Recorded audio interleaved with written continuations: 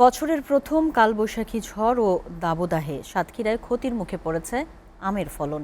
কোনোভাবেই রক্ষা করা যাচ্ছে না আমগুটি, ফলে বিপাকে পড়েছেন জেলার চাষিরা। তারা বলছেন, পরিস্থিতির উত্তরণ না হলে বিপর্যয় নামবে আম উৎপাদনে। এই অবস্থায় আম গাছের অতিরিক্ত পরিচর্যা ও যত্ন নেয়ার পরামর্শ কৃষি কর্মকর্তাদের।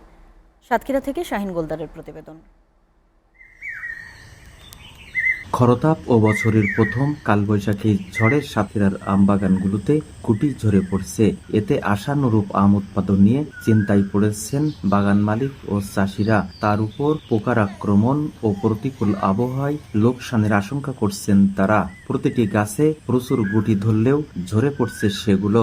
বাগান রক্ষায় নিয়মিত বালাইনাশক ব্যবহারের পরামর্শ দেওয়া হচ্ছে বলে জানিয়েছেন কৃষি বিভাগ।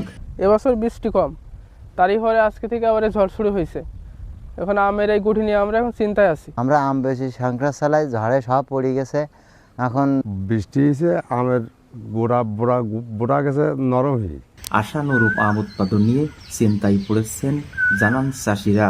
এক আধবার সেচ দিয়ে সেটা যদি মালচিং করে দেওয়া হয়, অর্থাৎ হলো গোড়াগুলা সেচ দেওয়ার পরে কোনো আবর্জনা দিয়ে ঢেকে দেওয়া হয়, তাহলে পানি বাষ্পীভূত হয় না, অনেক দিন পানি থাকে এবং আম দীর্ঘদিন পানি পাওয়াতে আমের বোটাও সতেজ থাকবে।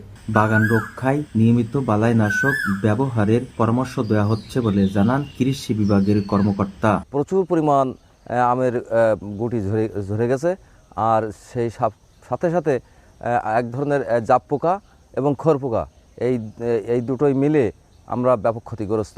কৃষি সম্প্রসারণ অধিদপ্তরের হিসাবে জেলায় চলতি বছর আমের আবাদ 4140 হেক্টর জমিতে, আর আম উৎপাদনের লক্ষ্যমাত্রা নির্ধারণ করা হয়েছে 70,900 metric ton. Shahin Goldar, SA TV, Satkhira.